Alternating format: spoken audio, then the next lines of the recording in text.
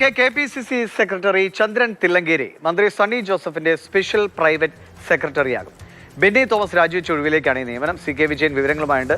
CK, ഈ ബെന്നി തോമസിന്റെ നിയമനം ആകെ വല്ലാത്തൊരു കുഴപ്പത്തിലേക്കൊക്കെ കോൺഗ്രസിനെ ആകെ എത്തിച്ചിരുന്നു. സണ്ണി ജോസഫ് അതിനെ ഇത് റാങ്ക് ലിസ്റ്റ് കൊണ്ട് നിയമിക്കുന്നതല്ലോ എന്നൊക്കെ പറഞ്ഞ് പിടിച്ചേൽക്കാൻ ശ്രമിച്ചെങ്കിലും പാർട്ടിയിൽ ആ പിടിച്ചു നിൽക്കൽ വില പോയില്ല. അങ്ങനെയാണ് ബെന്നി തോമസ് തന്നെ സ്വയമേവ അദ്ദേഹം സ്ഥാനം ഒഴിയുകയും ചെയ്തത്. ഇപ്പോൾ വരുന്നയാൾ ഇനി വലിയ പരാതികളോ പ്രശ്നങ്ങളോ ഇല്ലാതെ അങ്ങ് പോകാം അല്ലേ? തീർച്ചയായും അതെ. ഇതിൽ രണ്ട് കാര്യങ്ങളുണ്ട്. ഒന്ന്, ചന്ദ്രൻ തില്ലങ്കേരി കണ്ണൂർ ജില്ലയിൽ തന്നെ അറിയപ്പെടുന്ന പ്രധാനപ്പെട്ട രാഷ്ട്രീയ നേതാവാണ്. ഒരുപാട് കാലമായി പൊതുജനങ്ങൾക്കിടയിൽ നല്ല രീതിയിൽ പ്രവർത്തിച്ച പാരമ്പര്യവും പരിചയമുള്ള ആളാണ്. KPCCയുടെ സെക്രട്ടറിയാണ്, ഉയർന്ന പദവിയിലിരിക്കുന്ന ഒരാളാണ്. നേരത്തെ മട്ടന്നൂർ മണ്ഡലത്തിൽ, ഇക്കഴിഞ്ഞ തെരഞ്ഞെടുപ്പിൽ മട്ടന്നൂർ മണ്ഡലത്തിൽ മത്സരിച്ച ആളാണ്.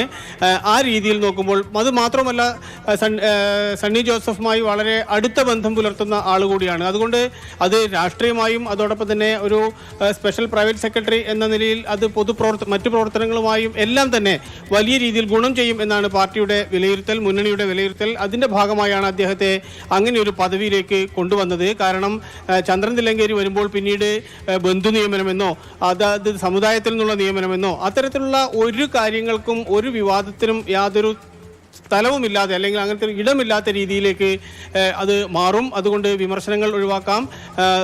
സണ്ണി ജോസഫ് എന്ന് പറയുന്ന മന്ത്രിയുടെ ഇമേജിന് ഒരു കോട്ടവും തട്ടാതെ കൊണ്ടുപോകാൻ വേണ്ടി കഴിയും. മാത്രമല്ല, ഇത്രയും കാലത്തെ രാഷ്ട്രീയ പ്രവർത്തന പരിചയം മന്ത്രിയുടെ ഓഫീസ് നല്ല രീതിയിൽ കൊണ്ടുപോകുന്നതിന് ഗുണകരമായിരിക്കും. പാർട്ടി പ്രവർത്തകർക്കും മുന്നണി പ്രവർത്തകർക്കും എല്ലാം ഏത് സമയവും ബന്ധപ്പെടാൻ കഴിയുന്ന ഒരാൾ എന്ന നിലയിൽ അതിങ്ങനെ ഒട്ടേറെ ഗുണപരമായ വശങ്ങൾ ഉണ്ട് എന്നുകൂടി കണ്ടാണ് ഇപ്പോൾ ചന്ദ്രൻ തില്ലങ്കേരിയെ പോലെ വളരെ മുതിർന്ന ഒരാളെ ഇപ്പോൾ ഇങ്ങനെ ഒരു പദവിയിലേക്ക് നിർദ്ദേശിച്ചതും അത് മുഖ്യമന്ത്രിയുടെ ഓഫീസ് അംഗീകരിക്കുകയും ചെയ്തിട്ടുള്ളത്. അതുകൊണ്ട് ഇനി അത്തരം വിവാദങ്ങൾക്കൊന്നും ഒരു സ്ഥാനവുമില്ല എന്ന പ്രഖ്യാപനം കൂടിയാണ് ഇപ്പോൾ മന്ത്രിയുടെ ഓഫീസ് നടത്തിയിട്ടുള്ളത്.